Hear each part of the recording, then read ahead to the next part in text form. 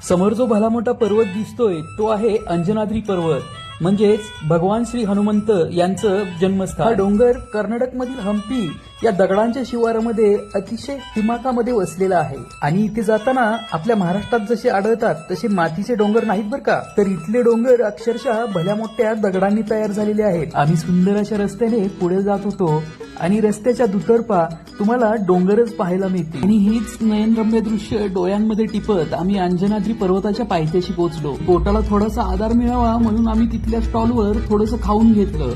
जेवण झाल्यानंतर आम्ही अंजनाद्री पर्वत चढण्यासाठी सज्ज झालो। जसं जसं आम्ही पुढे जाऊ लागलो तसं तसं आम्हाला ही कन्नडमध्ये लिहिलेली कमान दिसली।